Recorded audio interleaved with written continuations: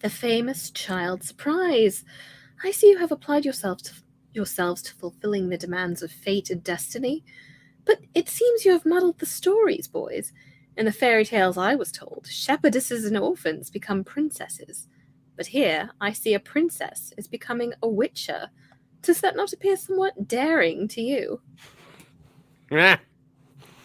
And Aziz, you're going to say, are you asking us, Mr. Sapkowski? Yeah, is he asking us or is she asking them or both? Yeah, that's a real meta statement there, isn't it? Hello, everyone. Happy Saturday night. Welcome to the 24th episode of the podcast Surprise here on YouTube and also Anchor. We have two versions of the podcast, of course. Thank you for coming to join us. I got that message pinned in the chat there if you do want to come check out our podcast. And yeah, we're on to the second chapter of Blood of Elves. This was an interesting one. We got a lot to talk about. And yeah, I guess we should jump right into it, shall we? I think we shall. Let's do it. Synopsis begins as thus. The chapter begins with a magical person, much older than they look, having a one-sided conversation with a horse on their way to the School of the Wolf. But the horse is not Roach, and the rider is not Geralt. It's Triss Marigold. We were just told in the last chapter that she died at the Battle of Sodden Hill, but she clearly did not. This is no trick, nor necromancy, nor a flashback. However, one does not simply walk into Kaer Morhen. As Yennefer mentioned in Chapter 1, you need an invitation, or at least directions, because it's hard to find.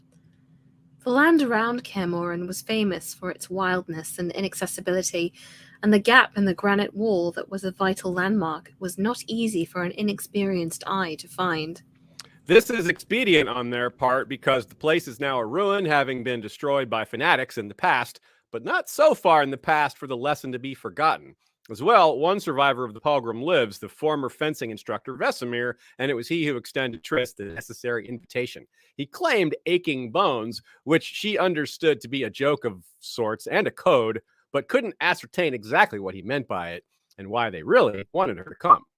As she follows the various twists and turns towards the castle, she ponders the history of the place and of witchers, how they're made and trained. She thinks about how the School of the Wolf has the ingredients, the recipes, and the facility, but lacks a wizard capable of properly administering it via all the required spells. She hopes they aren't about to ask her to be their new wizard. Given how many children die during the process of making witchers, it's not easy to see it as a practice better left in the past. Rather, it's easy to see it as a practice better left in the past. But she doubts that's why they want her. It's been decades since they've trained children here. So what could it be? It's thus very surprising for Triss to encounter what she assumes is a boy going about just that, Witcher training. Even more surprising to her is that it turns out to be Ciri, not only a boy, but a princess covered in bruises. But of course, they haven't been abusing her or anything. This is training for hand-to-hand combat, and injuries in the process of learning are good preparation for avoiding worse injuries from real enemies. Ciri as well has been through quite a lot, surviving the massacre of her family and living as a refugee in the wild. As well, brought up as she was in the court of her warrior queen grandmother, her upbringing was not exactly that of a standard pampered princess. Finally, Ciri is just not bothered by trifles like getting dirty, wearing raggedy clothes, or having a bad haircut, or, just having her body half purple from training. This is a very tough kid in more ways than one, and confident. You know how to handle a horse, I see. I can handle anything. Triss doesn't know any of this at first and reacts like many adults would react after seeing so many injuries on a child. She confronts the Witchers, and several discussions, some heated, ensue. Geralt, in particular, is adamant that this is now Ciri's home, that she is special yet normal, is explained in various ways by various Witchers of the School of the Wolf, but she schools the school even more so. Simultaneously, she explains lectures, really, on some of the most mundane aspects of girlhood and building up to the greatest mysteries of magic and how they relate to Ciri. Despite the disagreements, they all agree that caring for Ciri is of paramount importance. To do that, they all must share everything they know and keep her a secret from those who would do her harm. But the Witchers aren't yet convinced they can trust Triss. Worse, someone unknown is watching and somehow speaks through Ciri, saying to Triss, "Why have you come here? Go back. Go back at once and take this child, the child of elder blood, with you. Return her to who she belongs. Do this, 14th one, because if you do not, you will die once more. The day will come when the hill will claim you. The mass grave and the obelisk on which your name is engraved will claim you. She understandably doesn't want to be claimed by the hill, but she is absolutely down to be claimed by Geralt, at least for a night or 3. The trip was cold and he's pretty hot. That's not how it goes for now. But he does give his gratitude because they really need her help, even though it means some things will have to be done differently around Kaer Morhen. Fittingly, the chapter ends with the first day of the new season. It's the winter equinox, indeed a time of change. You're right, Lambert, but a woman has arrived and the old order's collapsed. A time of great change has arrived. Come on, Ciri. So we have a really interesting chapter here on our hands. One that's not we don't traditionally get a chapter like this all the time in The Witcher. For sure, we get more of Triss's inner monologues. But guys, let's go with some reactions here. What were your overall thoughts on the chapter, Michal? It's a very fun chapter. There's definitely things that I'm like, I don't know that I needed like several paragraphs about how horny Triss is and and like fairly graphic detail, but it's really, it's a great introduction to Kaer Morhen, to how Ciri is actually like living there, to this little funny 5 dads and a daughter family that they've got going on. And Triss is a great POV to look in on that. So yeah, I really, it's a surprisingly light chapter. I think I forgot how fun the beginning of this book can be, and yeah, it's nice to have something fun before we get onto some of the later stuff. There's some ominity sprinkled in there, some ominous things, but overall, it's like you talking about Triss sleeping with witchers and magicians, and Vesemir getting all awkward around, and the boys getting awkward around menstruation. There's a lot of stuff going on in this chapter. Yeah, it does have that lighthearted aspect to it, doesn't it? You're right. Putting it like setting the stage for things to get more serious. That's a really good way to put it. You see the hints of that coming, but we don't get fully into it yet. And there's a good bit of humor. We've got some nice funny moments for at the end, and the banter is really good. Triss is a great character. She's a great POV. And it's again, there's some bold, unusual choices probably by Sapkowski right away. On purpose. Politics. Yeah, on purpose. Very early in the book. Again, that's why we call it bold. He just like weighs in on some political stuff, which is, I think some people probably miss that though. I think that's part of what happens. People aren't even on the lookout for that sort of thing. Like, I didn't realize till this time that Ciri and Triss's moment in this chapter is a Bechdel test passer. I didn't even think of that till this time. But hey, right on. Can't catch everything. I actually really like the fact that Sapkowski did these inner monologues with Triss, this kind of observation of all these different personalities. We're going to talk a little bit about it, but some time has passed. Ciri has been at Kaer Morhen for a while, and she's have to live with a bunch of mutated men who are killing monsters around the continent. And she's obviously in a very different position in her life than she was 6 months to a year ago. She's being trained to be a Witcher, and that's a pretty serious thing. Her life is going to completely change. Going from I don't want to say spoiled princess, but a princess to a Witcher is very, very different thing. And we can, obviously there's a lot of lighthearted moments in the chapter, but there's some trauma in here too. There's some things that bubble to the surface. But I actually really like that Sapkowski did this early, because Triss is kind of a great lens. She knows a little bit about Geralt. She knows some about Witchers, but she's also a woman, and having another woman at Kaer Morhen is definitely an important thing to kind of see what Ciri's going through. Yeah, and to pick the story up that way is neat. Yeah. Like, they've been there for, actually, I went and looked it up. I tried to figure it out, and rare it was. I didn't have to figure it out. Vesemir at just one point just says she came here last autumn, so we know we know exactly what day it is when the chapter ends. So it's like, okay, so she's been there a little over a year because it's now winter. Yeah. The first day of winter. So that's pretty cool. So she's been there a year. They talk about how she's, they first 6 months she was training without a sword, and they're doing it. They're it's more cautious than it seems, and the upbringing stuff. The conversation, the back and forth is really interesting, because there's a lot of things Triss is right about. There's also some things that she turns out to be maybe not so right about. Mostly she seems to be more right than wrong, but still, it's not just a one-sided, conversation or debate or whatever, and I appreciate Yeah, that. It's got that.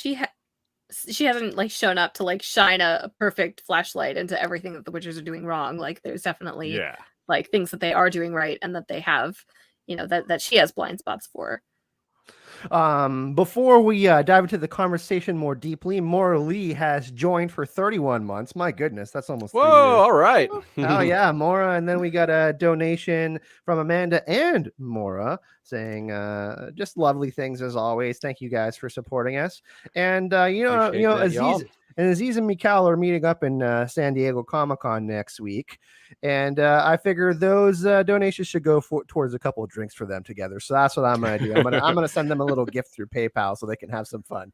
Nice. I wish I could be there. But wish I The could. drinks be there, are on but... y'all. Appreciate it, or the lunch or something.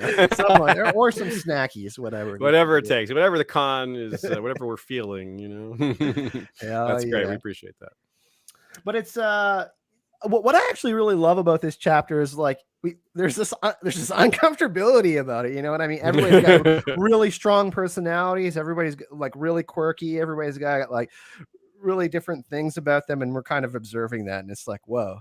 It's at this ancient castle where really bad things happened, and this girl is the bigger overarching theme. Triss finds out, why am I really here? Because it's not to treat any diseases for Vesemir. And he's like, oh, you're here to cheer my bashfulness. Yeah, it's funny that there's so many magical things. There's like skeletons everywhere. There's this dark history around the place. There's lots of kids have died there. There's magic. There's mystery. There's incredible warriors, but the thing that throws them off is the most normal, natural thing. Like it's the most mundane thing, right? Just a girl coming of age. I mean, that's happens. It's like literally billions of times in this world. I know Michal's gonna break that down beautifully after we have a nice section on that. So yeah, there's a lot about gender here. What do you think, Michal? Like, what's some of your takes here about like how this chapter frames a lot of that?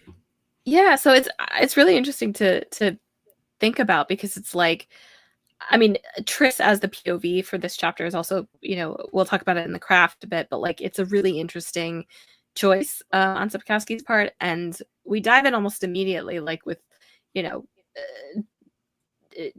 clothing is a huge part of this chapter, just like the way people dress. Like Triss talks about her own clothing, and when she goes down to breakfast and appreciates the views of the Witchers.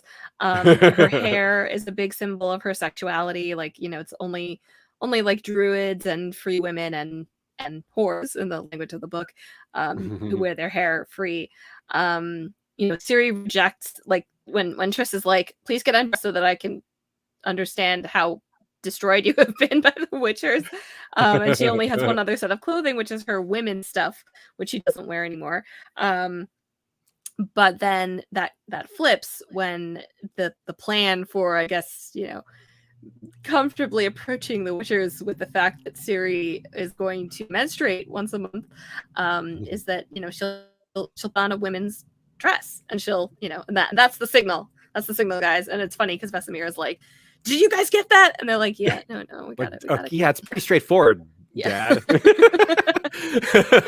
Yeah. He's like trying to slough it off, like, you fools understand. It's like, you're the one who should have known all this in the first place, man. Yeah, he's totally like deflecting the blame there. Yeah. Vesemir is really sneaky in this chapter. And it's also really interesting, just like that Ciri, the way her relationship to her own gender changes through the chapter. Like even the fact that like, Triss understandably misidentifies her as a boy initially. And it's actually, I thought there would be a little more in the section where Triss realizes that Ciri is a girl, but she just sees her face, and it's like instantly obvious that she's a girl. So it's kind of vague on what triggers that particular identification, but she's very much like, it's like she sees, and the Witchers see, really a divide between being a Witcher and being a girl, and which makes sense because historically there has been, but it's almost like Witcher is a different gender in this chapter. to the point where Ciri asks to be made a boy so that she doesn't have to be a girl and therefore struggle with the things that would make it harder for her to be a Witcher. And yeah, it's interesting. Like Triss is kind of appalled at that idea. She's like, she really dislikes the idea that Ciri would change her gender, which I thought was interesting because she says it's actually not possible, but it also kind of seems like the mushrooms and the salad and the herbs that they're giving Ciri have a kind of androgenizing effect, because the first thing that Triss tells them to do is stop giving her those at least so much, because otherwise they're gonna stop her physical development. Like take away certain aspects of her womanhood. Like, of course, we immediately think of losing the ability to have children, which is a huge point because of Yennefer. But it's not just that. Yennefer is a fully formed woman, and what Triss is saying is that if you keep giving her the stuff, she's not going to, develop the way a girl would into a woman. She will have a more male. Yeah, she'll have bigger shoulders. She won't have breasts, things like that, right? Which she may not be happy with later. She's too young maybe to make that. Well, it's not that she's too young to make that decision. She doesn't even know it's happening. Maybe she's too young. That's a whole other discussion. But she actually doesn't even know it's happening. She doesn't fully understand what's being done to her. One thing that's also that this connects to is gender power dynamics in The Witcher, because we see obviously we have female mages, but we see, and we're going to learn more about the male mages, obviously, and most of the people in power are male. Someone who's claiming to be the Messiah is male. There's all these things going on, so I think that that's another interesting thing that we'll kind of see more of as we get through the chapters as well. Connecting to all of this. I like how the science is used here, because it also reminds us that this is not, say, medieval. This is definitely farther along in the relative timeline of human understanding of biology. She uses this term adipose tissue, and they use the term lactic acid, which Ciri calls milk in your muscles, which is pretty funny. Lactic acid in muscles wasn't discovered until like 1808. But of course, if humans had magic, they might have discovered it a lot sooner. And adipose tissue was discovered in like the 1550s, and adipose tissue just produces estrogen. So yeah, it is literally making her less feminine if that goes away. Yeah, I find the whole science thing so interesting, because it is in many ways like Triss thinks about how the world is still dealing with a lot of what we would consider health things that we've solved, or at least have advanced in, and at the same time they do have a very advanced scientific knowledge. We'll get into it down the line about genealogy and genetics, and at least in the English translation, Sapkowski doesn't shy away at all. He doesn't cloak it in any, fantasy language, and we're like, oh, that's actually genetics. He's like, no, this is genetics. Basically, it's we're talking about, the double helix and whatever.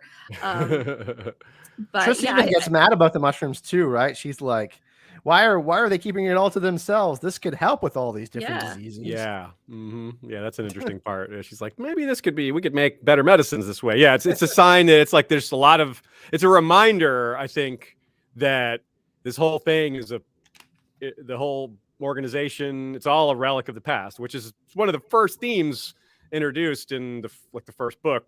And I think Voice of Reason is where it really gets prominent, where Geralt talks about things are changing, and which people don't need Witchers as much anymore, and this is all that all fits with that. Even the secrets, this shows that keeping these things a secret is harming the progress of humanity, whereas once Witchers were needed because monsters were harming the progress of humanity. Now it's kind of, the wheel is turned, and it's a little sad, but it's also good that they don't need to kill children to make these soldiers anymore. Probably, yeah. That's also actually, that's a really interesting parallel to the idea that the Witchers themselves are in a backslide, because they have lost knowledge, and they have lost the ability to do the magic that allowed them to help other people and also torture children to death. Yeah, it's that's a bad destiny.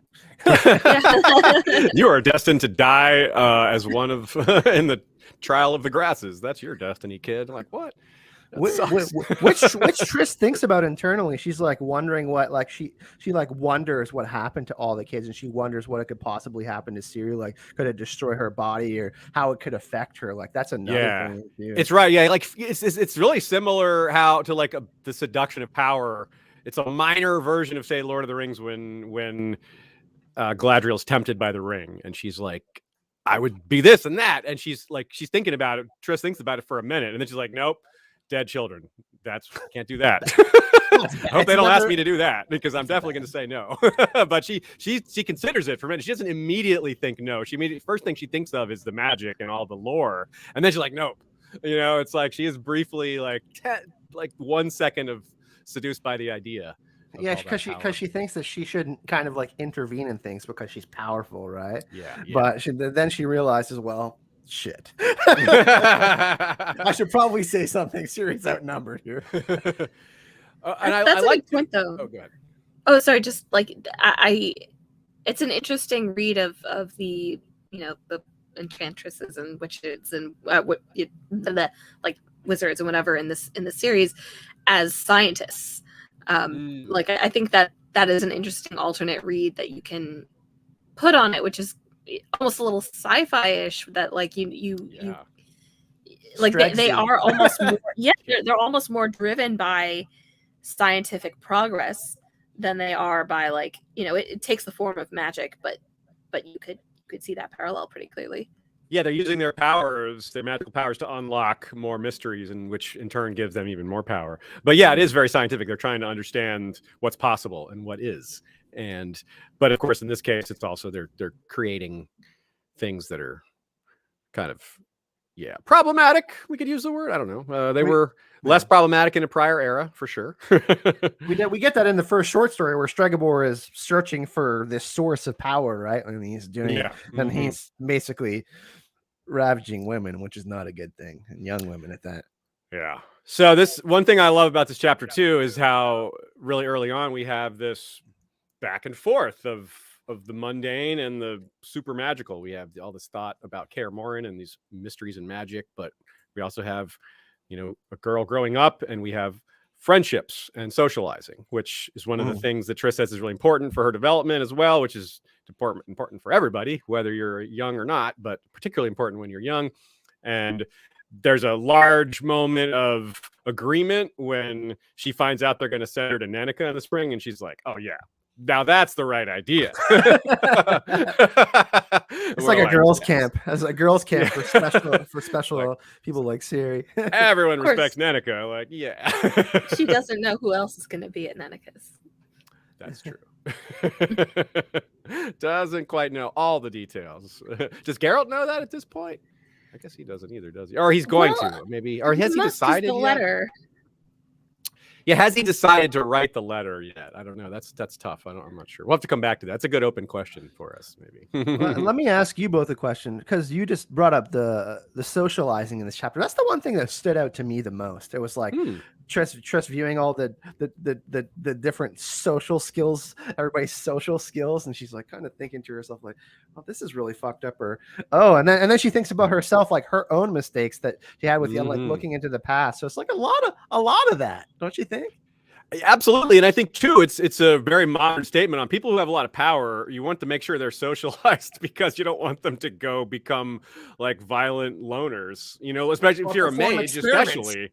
Right. Exactly. Right. I mean, the stakes are higher when you're talking about enchanters, wizards and stuff. Like, you don't want this person to be an outcast, because the stuff they can do all on their own, just out there, hiding in their own castle with a laboratory, we've seen what can happen with that.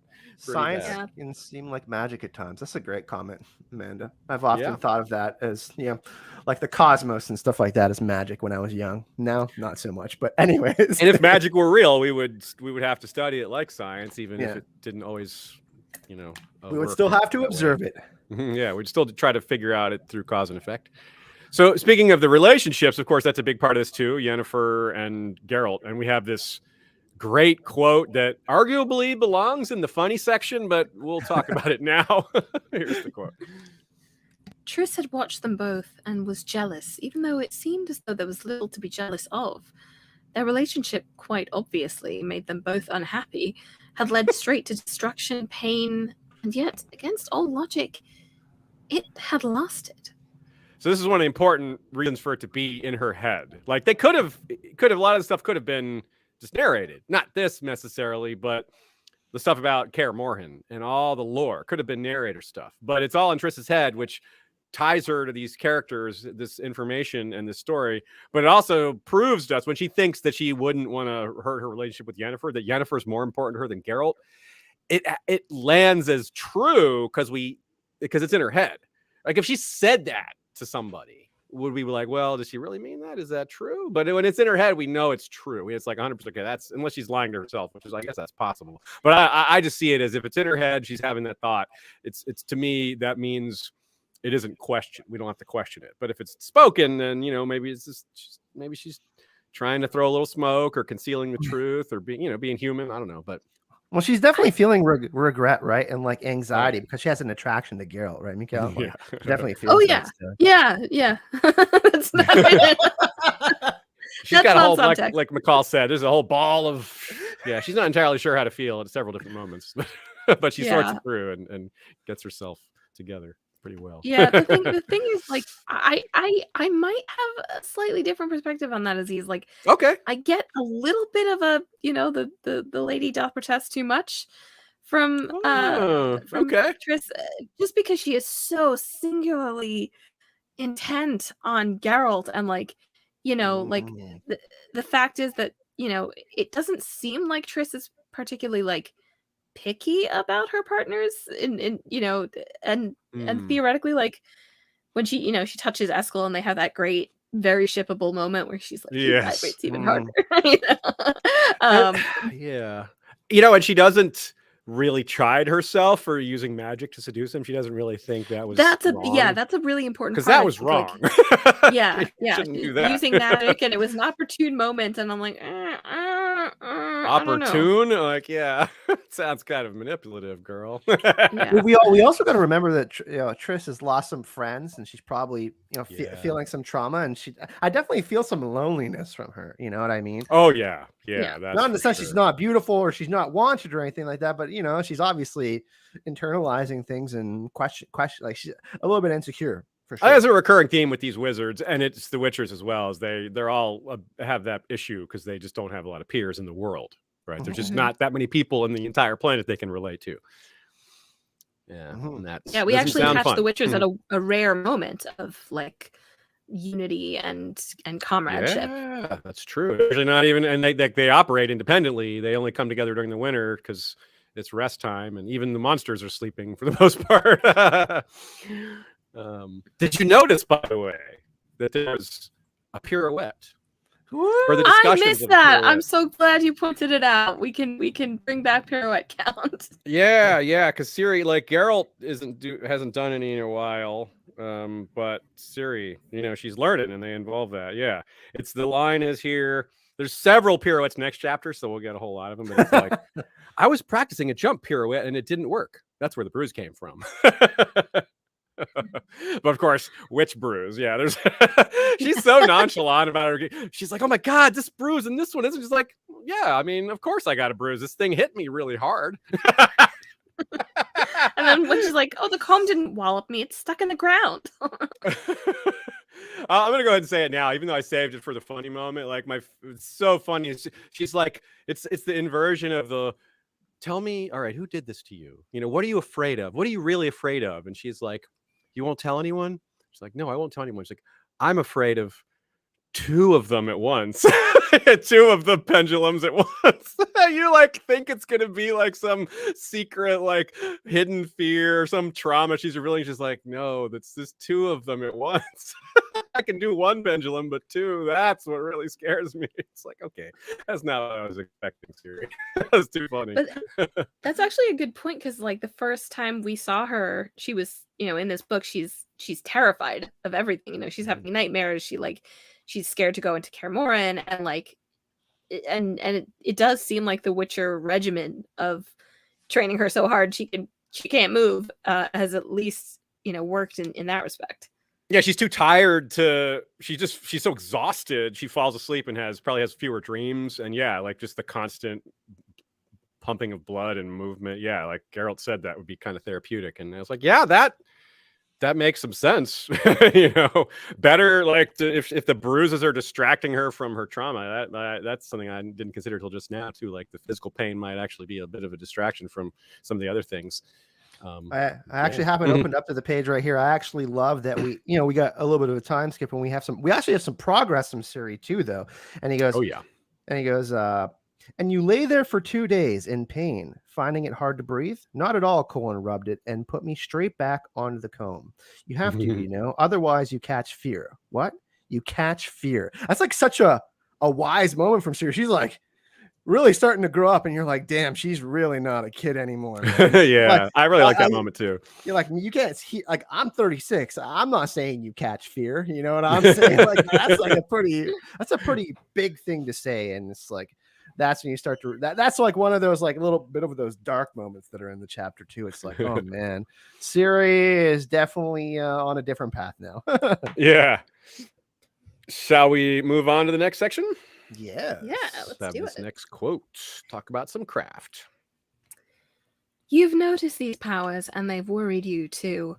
That is the one and only reason you've brought me here to Kaer Morhen. Am I right? The one and only reason? Yes. Sorry, I didn't know. It's cool you did. Yeah. His voice. Vesemir's got that big voice that sounds like two people at once. Michal did the awesome deep voice earlier, like the deep Ciri. So yeah, that was pretty good.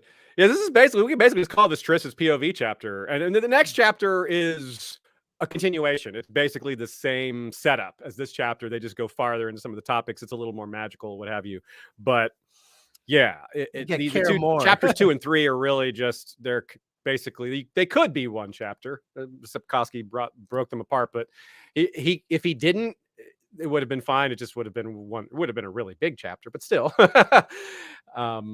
I appreciate the difference, and it's the start of something that we'll be keeping good track of, something that we all have we've talked about, but going through the books chapter by chapter is going to enable us to hone in even further on the way Sapkowski likes to change his narrative style from chapter to chapter and make little tweaks. And you never know how he's going to go. And that's fun because, I mean, this has a notably different vibe than chapter 1, right? It doesn't shift locations.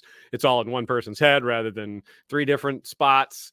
And but it still has the like bold beginning authorial choices and some of the same like themes that we're familiar with. So that's, it's really good.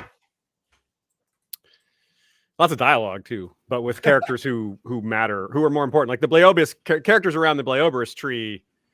A lot of these characters are people that we never see again or don't even get names on. But here, there's maybe just as much dialogue. But yeah. Yeah, this is a way less meta chapter. The fairy tale line is very well noted, I think, and is interesting to think about. The ways in which Ciri is kind of the princess in the haunted castle who is being turned into something else in a certain way. But like, yeah, this is kind of like as traditional as it gets, really. It's one POV. It's the first we start, she's getting there, we stay with her. It doesn't really like, it's I guess maybe deceptively ordinary for Sapkowski. except for the tower room. That's not ordinary. It's special. That's true.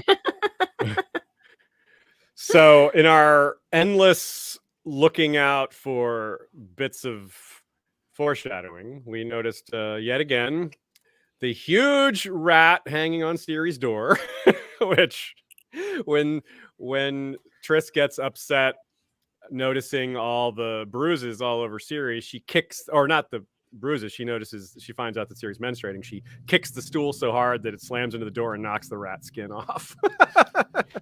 It's like, just to remind us again that it's there, I suppose.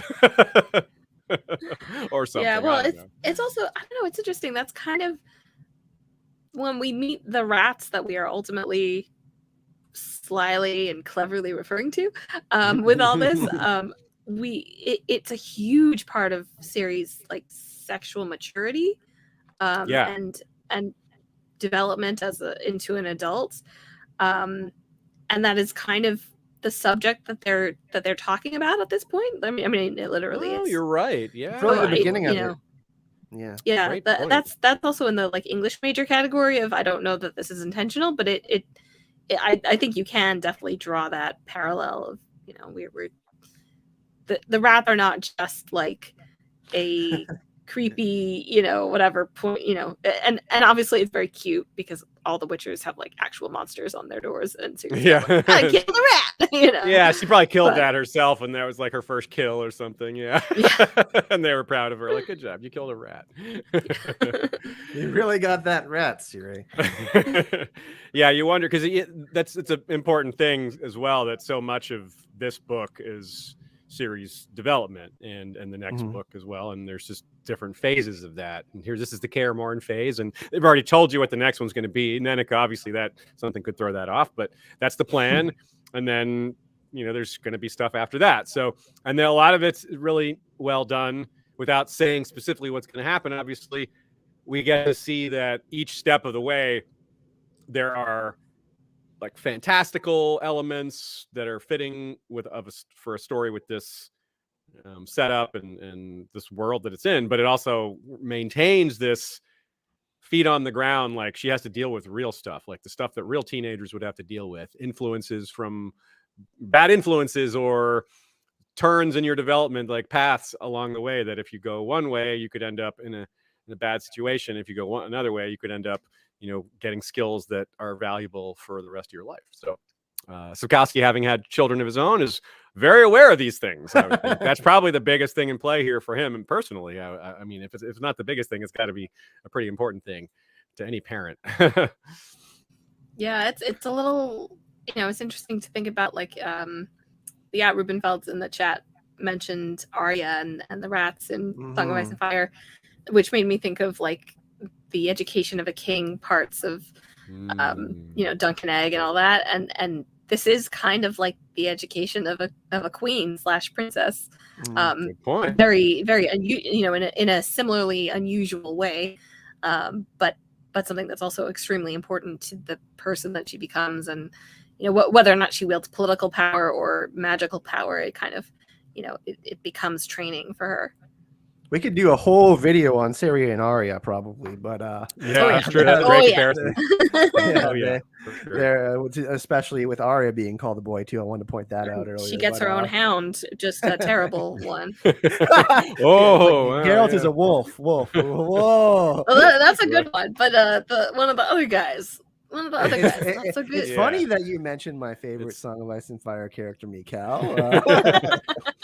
My two favorite big boys, is what I like to say. And Ryan Burns in the chat wonders how much of this Sapkowski had planned out, whether he'd planned to make that connection or just figured out a good way to tie it up later, you know, or if he just had some ideas of it. The rats thing, I got to think he planned, because it's just there's so much of it. Maybe not every little detail, but the general plan to go there. Sapkowski has said that, you know, obviously some things change as you write more books. Like, you know, you get more. I don't know how many books I'm going to have in the end, but he knew that he knew like the more of the overall parts of the story. But you know, you get good ideas, you might want to put them in a book, right? Yeah. Let's talk about another old man. Yeah, Vesemir. This quote is great. Vesemir really was. Vesemir was really very old. Who knows? He could even be older than Kaer Morhen. But he walked towards her with a brisk, energetic, and sprightly step. His grip was vigorous and his hands strong. Yeah, they know each other already, which is not too surprising given his age.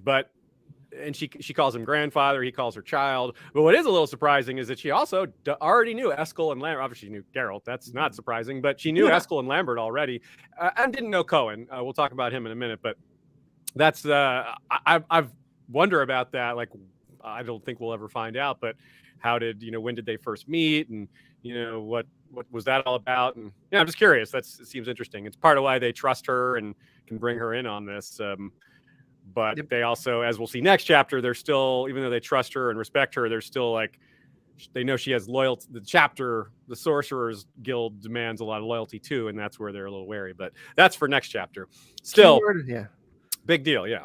Keyword respect, because he invited her there for a very specific reason. Like, if he didn't feel like he could trust her, but most of all, you could see the respect between them. They respect each other as, sorceress and witcher, but also as people. He's like, okay, like, this is the right person for the job. I'm going to bring her in. Yeah. And there's multiple times where she strategizes how to confront them about something, and I like when with the greens and mushrooms she just goes right for it. She just is like, all right, first of all, those secret greens and mushrooms that y'all have, those have to be curbed a bit. And they're like, you knew about that? She's like, I know. Where's the salad? Yeah, it's so funny. Where's the and she's salad? like, I know what you're doing, feeding her the salad in winter. Yeah, usually you get more hearty meals like stew and stuff in winter, but like salad with mushrooms in winter. Yeah, and she's like, she wants it. Like, why is it? It's like, usually a little girl is not clamoring for more salads. So what's going on here? I got this nice plate of arugula here with some mushrooms. Oh yeah, that's this kid can't get enough of it. Yeah.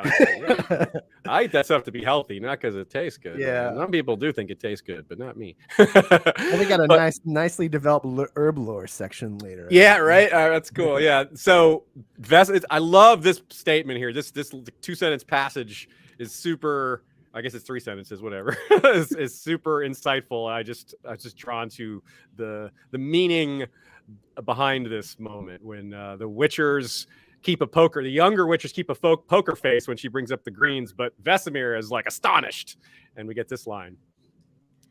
In his day, the world was a better place. Duplicity was a character flaw to be ashamed of. Sincerity did not bring shame. Now, of course, as beautiful as that line is, and as poignant as it is, it's also a little bit of glorifying the past. What is that phrase? What's that phrase when you make the past seem better than it really was? I mean, we were just talking about how the Witchers used to like have to kill children to make enough warriors to kill all the monsters. So really, was the world a better place? The good old days? Yeah. So that's a little bit, maybe it wasn't the better place. It was different. Maybe that aspect of the world was better. The bad old days, for real. Yeah, people may have been more honest, but there were other issues. Also, I'm assuming there were still wizards, so there was plenty of duplicity going around. Yeah, like the guy who made the Witchers in the first place, who apparently was a good thing, sort of, but he wasn't necessarily a good person. It was like, well, this worked out, sort of, but it doesn't mean he was a good guy. He was a monster making monsters. Yeah, kind of was, right? Mm-hmm. I love. I just love the playfulness of Vesemir. Even though he's old, he still has this energy about him. He's definitely a little bit flirty with Triss too. Yeah, I could do without him putting his hand on Triss's ass. He's a little bit too comfortable, I think. Yeah, it's like, what did he become, Jaskier for a second there? What's going on? He's a womanizer. The timing is very odd because he's like, I keep forgetting you're grown up and I can no longer put you on my knee, and I'm like, did she grow up around here? Like, what? Yeah, did she study? It does seem like they go back. How old longer. is Vesemir? Yeah. She really thinks he's quite old. Yeah. I was wondering about that too. I tried to find out, but there's really no 200 or something. There's really no way to pinpoint it. She was born in Maribor, which is a fiefdom of Temeria, and then after one day, she just a wizard, like she did something magical and found herself at Aretusa, and then she graduated, and they sent her back to Temeria to be, one of the advisors there. She's known Yennefer since 1249. It's like a few days before the year 1266 in this chapter, and Sodden Hill was 1263. So it's been about 2.5 years since the Battle of Sodden Hill. So, which is to say that we have some idea of her recent history, but yeah, how old she is. Like, I suspect she's not 200, but I wouldn't be able to say she's not either. I suspect she's more closer to Yennefer's age, maybe, but I don't know. Too hard to say. She does call them all boys, but she's definitely younger than Vesemir. That's clear, right? Like, that's the only thing we can say for sure. So she's probably older than Geralt. Oh, really? Okay, yeah, she might be. Well, that was just what I read because she observes how he's aging, and the years going on. And she, I mean, this is definitely unreliable, but she keeps thinking of herself as little one, and it's that's like, so odd. Yeah, her own inner monologue. She refers to herself as little one. Yeah, that is. yeah. I noticed that too. That's a little strange. She's between 50 and 80 years old is the guess. Okay.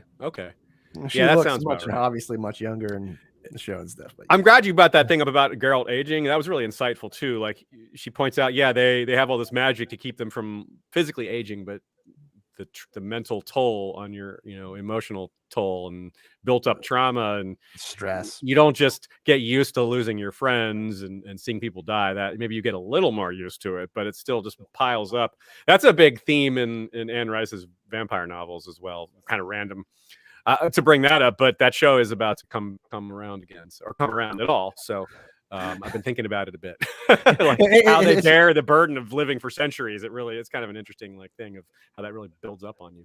It's funny because Triss is still attracted to Geralt, but she's like, he's more rough. The wrinkles are, it's like she's horny, but she's like, oh, I don't know if I like him as much. Which moves us to Eskel, right? You notice there is definitely some energy there, right? Eskel emanated more powerful than Geralt, and it was. Did you guys get the vibe that Sapkowski was setting something up with these two and just never got around to it? Yes, I actually feel like Triss falls out of the story when she wasn't necessarily intended to, because she's so integral in the very last act of The Witcher. But I don't know. I love this little vibe between them. She's so beautiful and he's horrifically scarred, but he's a sweetheart. And it feels like she, the whole thing about her love life. I mean, it serves a couple purposes, but it is also she's kind of looking in the wrong places for love, and Geralt is also one of those wrong places. And it feels like Sapkowski being here's the right place to look for love, and then they leave Syria, and that's it. Do you guys feel like the loneliness aspect that I brought up earlier? Do you guys feel like she wants love for the sake of love? You know what I mean? That's kind of what I feel. Maybe a little bit. There's some of that too, but she's also just she's also very much just horny as well. That's clear. Yeah. But this, but partly that's because I think she knows there's definitely not going to be anything long term with Geralt. Maybe that's part of in the back of her head. She's so with him, that's the most I would get anyway. But with other people, maybe she's more open to something longer term. She's clearly had long term relationships. She thinks about a variety of relationships that she's had of various types. But it's like the transitive property of Witcher. She's really attracted to Geralt, and then she thinks that he looks like Geralt's brother with different hair color.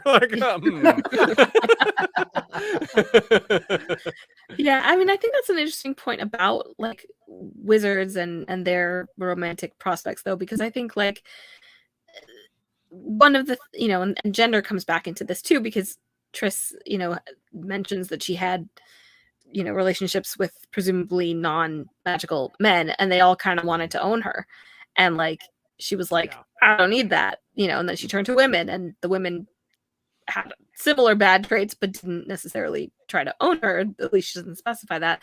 And then she kind of turns to relationships with other wizards, and that is kind of they're on even ground, but she seems to find that very dull. So it feels like a Witcher is kind of the best of those worlds. That is exactly how I saw it, because it was because they're still magical and they age like her, but she still has the leg up and the power dynamic. It's interesting because Triss has all of her own emotions, but she still thinks about Geralt's emotions, right? And Witchers are often described as having no emotions, but she's so intrinsically interested in what Geralt is thinking and feeling. Yeah, and she was drawn to some of his she said she was drawn to his pain and his anxiety, which that's not the most healthy thing. She wants to fix him. It was very Evanescence. There's definitely a tenderness about them. They definitely care. They obviously definitely care about each other, right? They care about each other's well-being and all that, right? That's pretty clear. But there's definitely a little bit more she's definitely got some more concern for Geralt for sure. Yeah. Well, it is also worth noting that, and this will be a theme throughout the series, almost every and sorceress that Geralt meets wants to jump him like immediately. So, like it's like it becomes almost a joke. So it's definitely not like unique to Triss. No, yeah, it's true. Yeah, It's not even but like Yennefer's Geralt. drawn to him right away too. Yeah, it's like she's just the one that lasted, and I Yeah. mean they other reasons too, but yeah. It's not even like Geralt's like the typical bad boy prototype, because Geralt's bad at a lot of things. You know what I mean? Yeah. like speaking his emotions into existence. Anyways, I mean, let me think of it this way. Like, put it this way. Obviously, he's good looking and like, Yeah. has that like danger appeal that is kind of a standard thing to be attracted to. But also, like, just from a pure logistical perspective, you've got a very physically capable person who's 90 years old but still has the body of like a 25-year-old. So I'm just saying, like, you would guess that guy's good in bed. He's got a lot of experience. He's capable. He knows his business. You know what I'm saying, right? He's experienced. Yeah. Moving on, Cohen. Cohen's interesting because he's not from there. He couldn't have been trained at the School of the Wolf because it's his first winter there, and you're not leaving for the winter if you're a young boy training to be a Witcher. It's not like summer camp. So, God, worst summer camp ever. Not a fun one. Yeah. That's the worst summer camp. Yeah, 9 out of 10 kids don't return from this summer camp. Since he's from Povis, which is in the far north, the assumption is that he's from the School of the Griffin. It's not like 100% confirmed, but through narrowing it down, it seems like that kind of has to be. That's like pretty much the only possibility, unless there's just some other school of the. He's got more characteristics of the School of the Cat, I feel like, because it's like his agility and stuff like that. But he does. But that's supposedly in the south, so it could. But anyway, whatever. It's non-canonical. It's in the games. He's from the School of the Cat, but it's non-canonical. Oh, okay. But yeah, in the show, that's like Brehen or whatever is probably School of the Cat as well. But there's he also interesting about him is that just his case is worth looking at whenever we do an inevitable like Trial of the Grasses changes, all the stuff that makes a Witcher, because she notices that he has pox scars, which is unusual because Witchers are highly immune to contagious things. So that either means that he got pox really young, which would explain it simply, or that he got Witcher training later than normal, which would be, that would be a little more interesting. And to build on this idea, there's a couple of things that we need to settle here canon-wise. The show did one thing that maybe threw some things off, but we can come back to the show version later. But she thinks that Witchers, that the massacre happened a long time ago, like quite a while back, like maybe 100 years. She doesn't say specifically, but it's clearly more than 20 years. But she thinks that children haven't been trained at Kaer Morhen for a quarter of a century, which is not that long. So my thinking is the massacre happened. They were able to get the school going again for a while. Like they got another wizard, because she says that's the only thing they're missing is a wizard. They have the laboratory, they have the herbs, they know the recipe. They just don't have someone with the proper magical skill. So my guess is they got a wizard again for a while and then again lost it. And then since then they haven't had one. Because otherwise I don't know how else to reckon the huge separation on dates there. Because clearly they've been training. Clearly kids have trained at Kaer Morhen after the massacre. Anyway. Very few of them.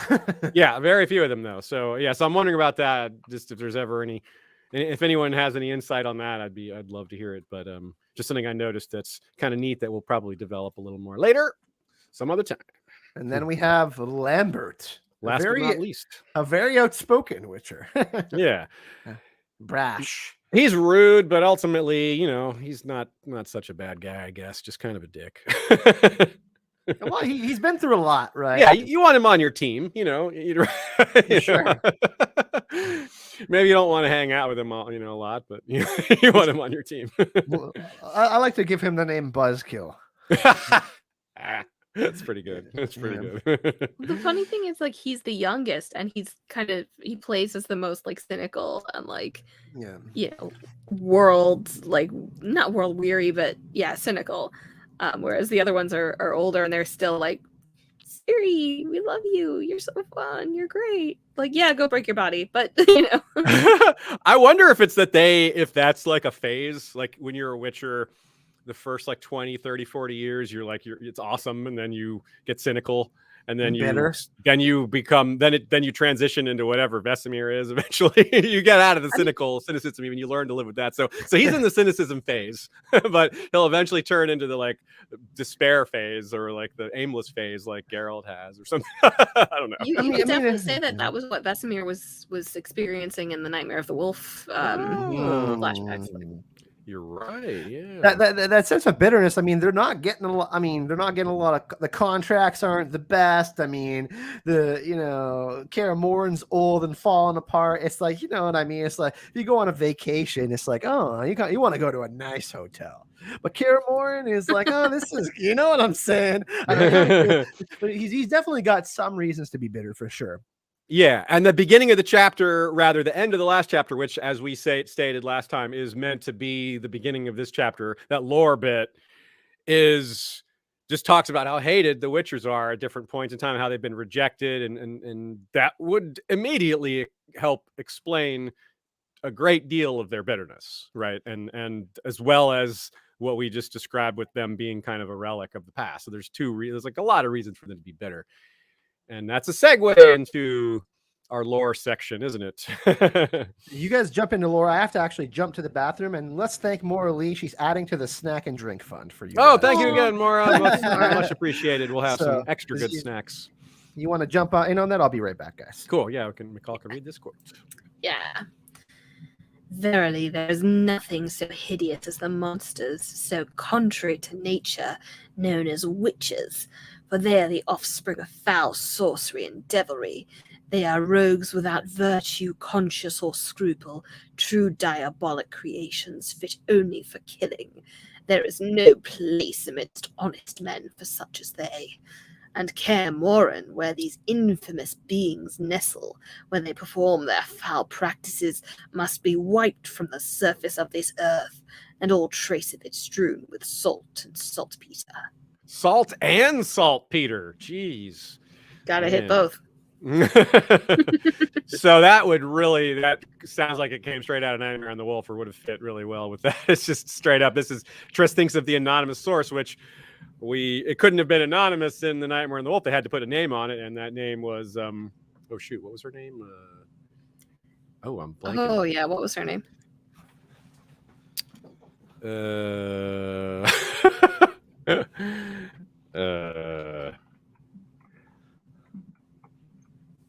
Yeah, that was it. Well, her name was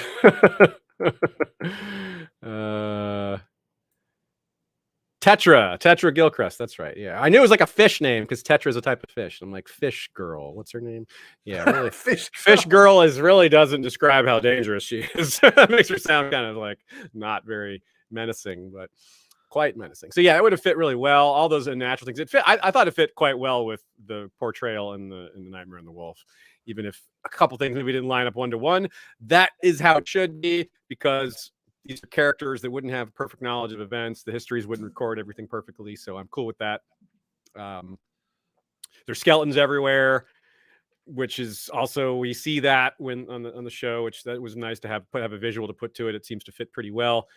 I think it's a little ironic. It's kind of almost funny that Ciri's asking about that. She's like, they should be buried. And Triss is like, well, they don't want to because of the memory, because they want it as a reminder. And the Witchers, and Ciri's like, you won't tell me the story? And she's like, no, ask the Witchers. And she's like, they won't tell me either. And she's like, it wouldn't be appropriate to tell this girl about this massacre and all that. So I was like, she lived through a massacre.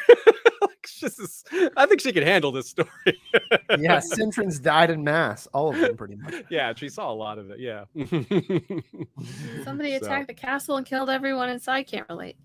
Yeah, yeah, like what? I've never heard of such a thing. Well, there's definitely an aspect of shame about it for sure. You know what I mean? That's true. Yeah. Yeah. I mean, they're training Ciri, and telling her this information would probably change her mind a little bit about potentially maybe becoming a Witcher.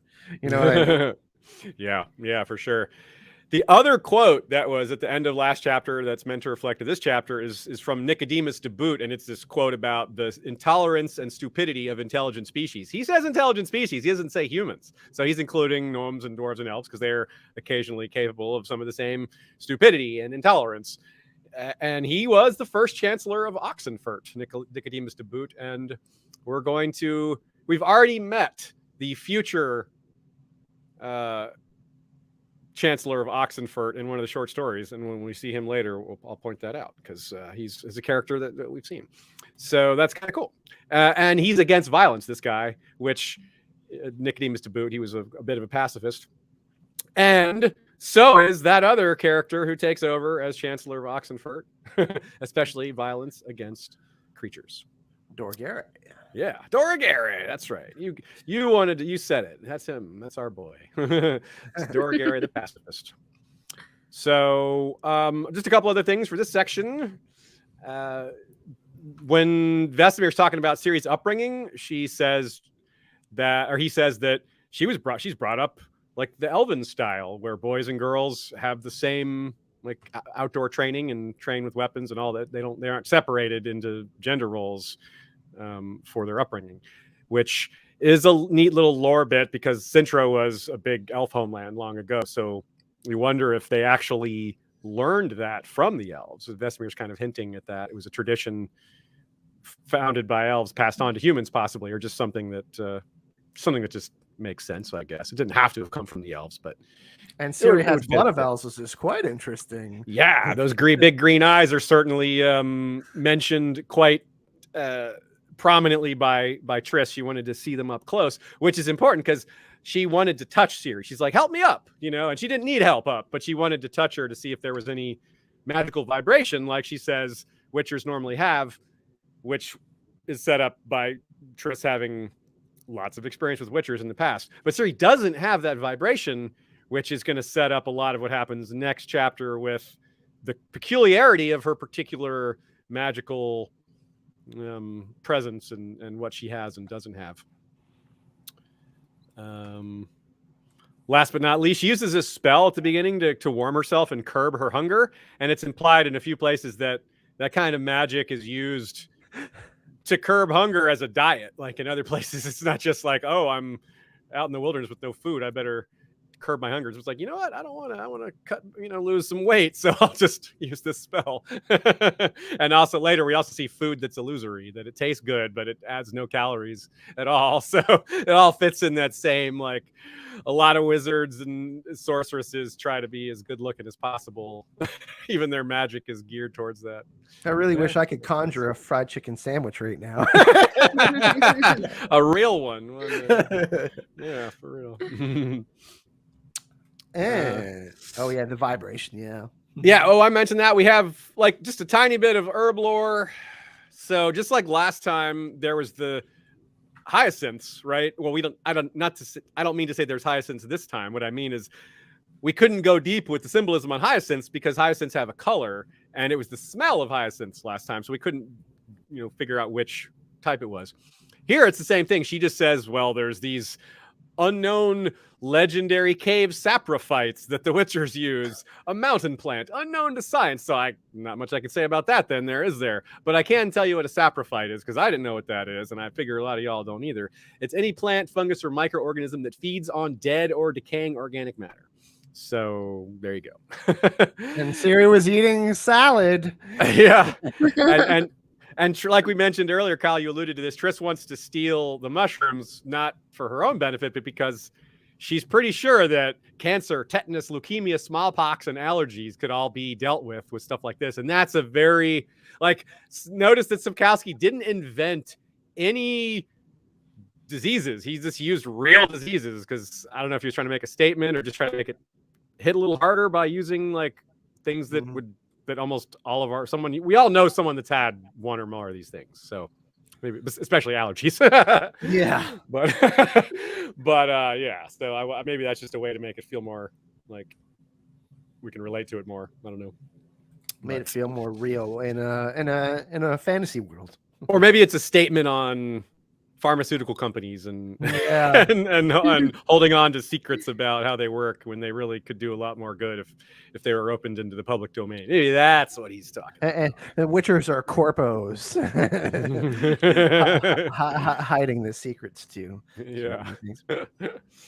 So Book to show. yeah, so let's talk about book to show. This is a surprise. Here's a quote to start off with. She gave Ciri elixirs to drink, tied a string of active jaspers around her waist under her dress, and forbade her to exert herself in any way, especially by chasing around, wildly hunting rats with a sword. What a sentence. So we have active jaspers and hunting rats in that sentence. That was just one sentence. So there's so obviously the active jasper that we were all kind of confused by in the show. And this doesn't make it less confusing, but at least we see where it came from. It didn't pull it out completely out of nowhere. Like, actually, there was active jasper in chapter 2 of Blood of Elves, so why not make use of that in some other reference? So yeah. So how did you guys feel about the show adaptation about this part? Did you feel it was pretty accurate? Like I felt like the relationship part, like the Ciri and Triss, the interactions felt really natural and nice. But Ciri is obviously older in the show, right? So it's a bit different, I think. Yeah, none of this stuff is being explored in the show. I mean, in the books through Ciri's point of view. Like it's all, I mean, obviously, like on a technical level, it is Triss's point of view, but it also, we don't really get that much of a sense. Like Ciri is still a young kid. She's like wearing her feelings kind of on her chest and like on her sleeve, and she isn't. She's not a mystery, you know. Whereas, like in the show, the angle is like a little bit on how Triss sees her, but more primarily on what Ciri's experiencing. And because she's older, that's more complicated and it's more intense and scarier. Yeah, I definitely, you just don't get the same, like, you know, Immersion. Yeah. Yeah, and people coming together to take care of a kid is not the same when that kid is, 15 20 or whatever. Yeah, or whatever she is. Yeah. I mean, I think they're saying she's about 18 there, but I think Freya Allen is like 20 or 21, and it's hard to not notice that when you're, because it's so much of it is subconscious. You see a child and you're like, child, and you think of all the things that go with child. You look at Freya Allen, you do not think child. And that's not their fault. So, they had delays. It is what it COVID, is, COVID did that, yeah. Yeah. Not Netflix. Yeah, I agree with you on that, because it's also just the lines. Like, she's funnier as a precocious child yelling about, give me the blue juice, like like if Freya Allen yells that, it's like, time to mature a little, kid. Like, you're not a kid. That's rude when coming from a teenager, but from a kid, it's funny. So it's like, yeah. I think too, like, obviously the time passing in the books definitely feels like it's actually passed, right? And in the show, they just got to Kaer Morhen and she's just started there, and these things are happening. So it doesn't feel as if, okay, Ciri's been there for a super long time, like that kind of thing. That's a great point. You see them arrive together. Geralt and Ciri arrive together instead of here where it's a year has passed. See, that's a great point, Kyle. Yeah, I like that. She's so, also, like, because of that. Go ahead. Oh, sorry. She's at a different point in her training. Like, we see, her struggling a lot more with the obstacle course ninja warrior thing that she has to do, as opposed to here. We see the results. She's definitely getting walloped, but she's really good at it also. Yeah, it's true.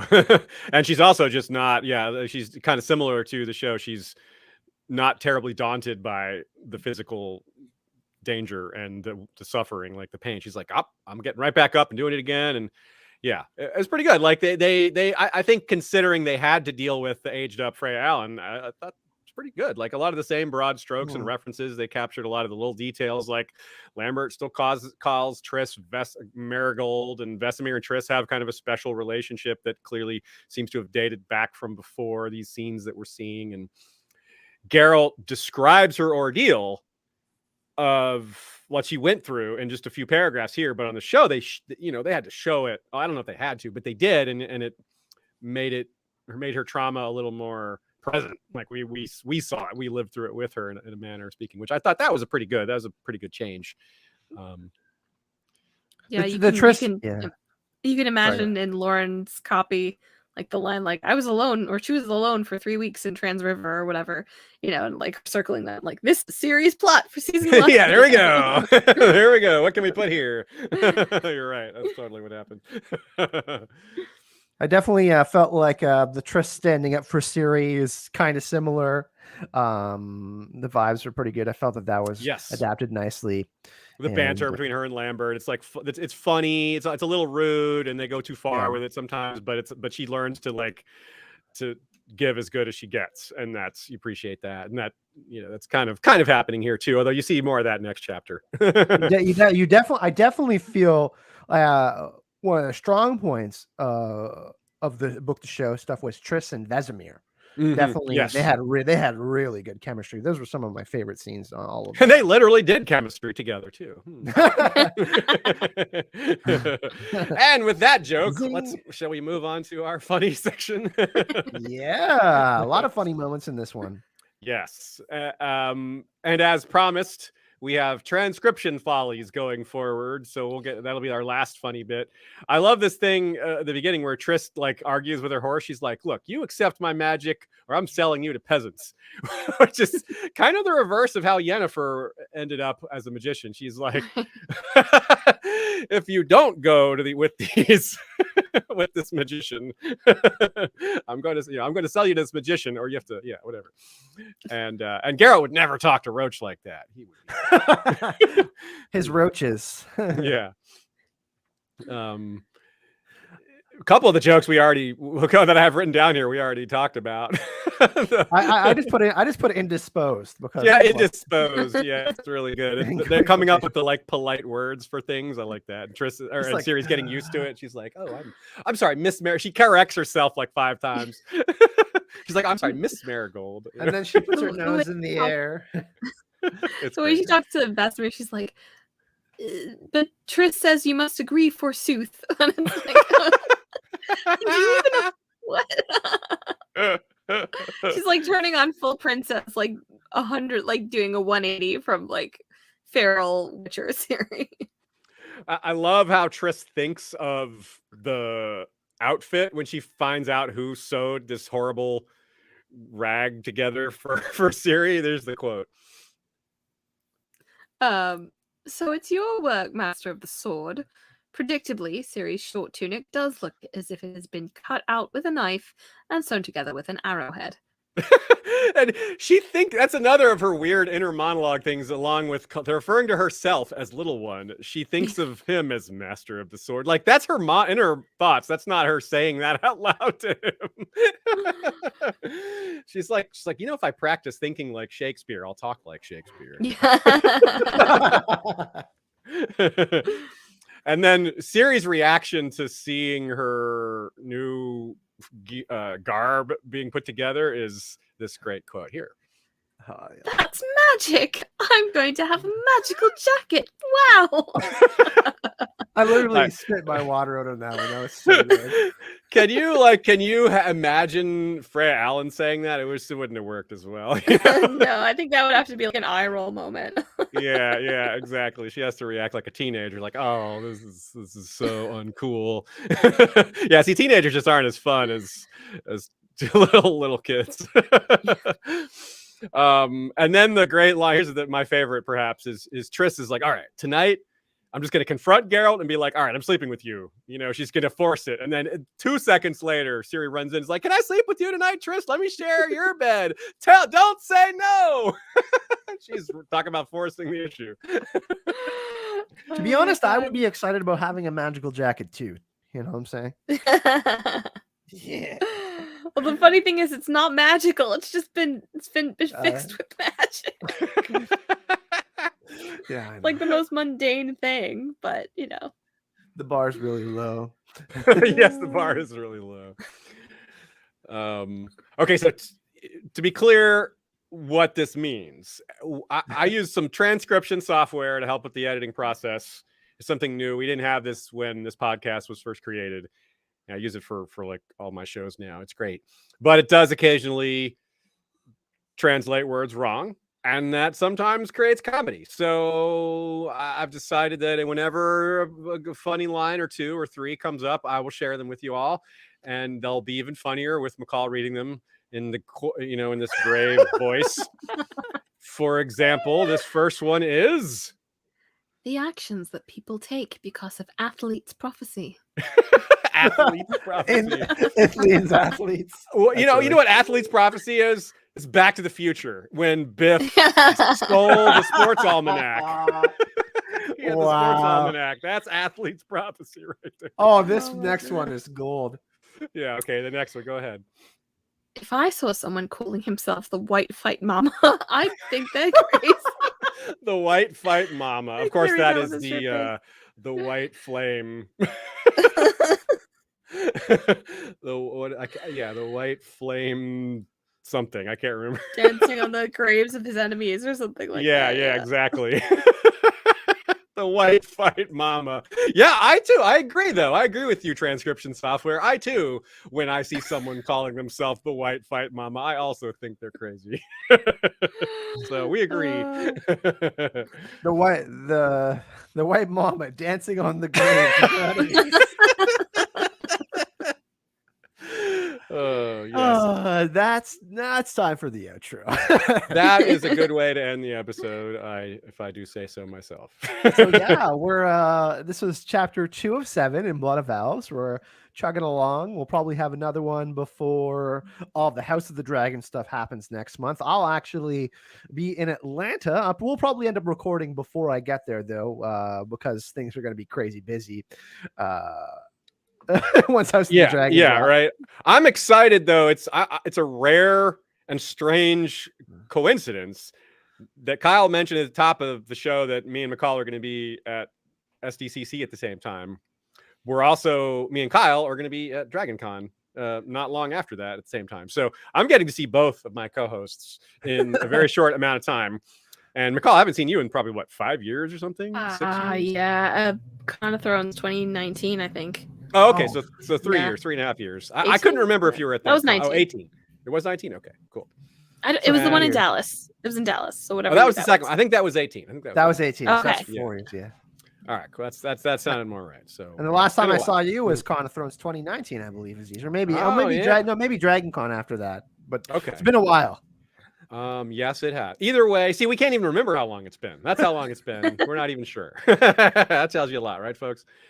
It's all because we're very old. A lot of time has passed. Yeah, we are very old. We're perhaps older than Kaer Morhen, or Vesemir.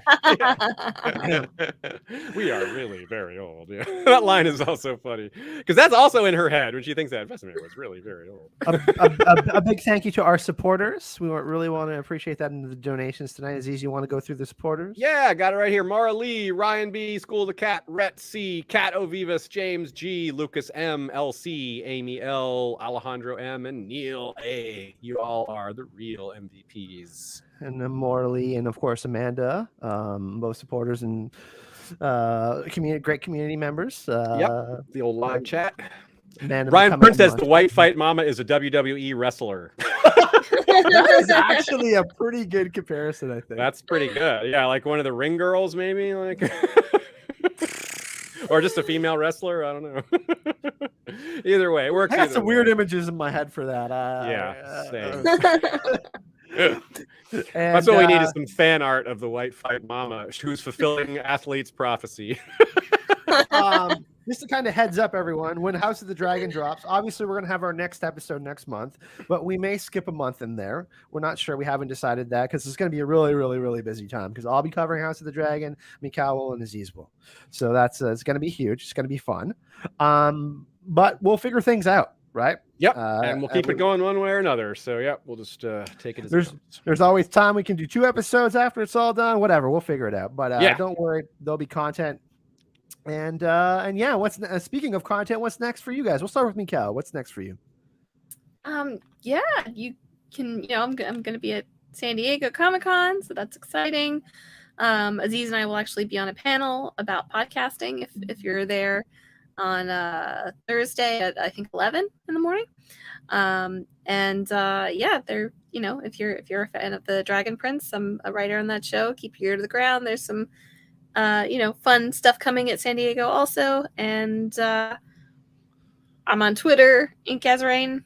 And my other podcasts are Level 7 Access, Nice Jewish Fangirls, and Vassals of Kingsgrave. Heck Link is yeah. Rain in the description of the video. Go follow Michal on Twitter. You can get all of her links. Hell yeah.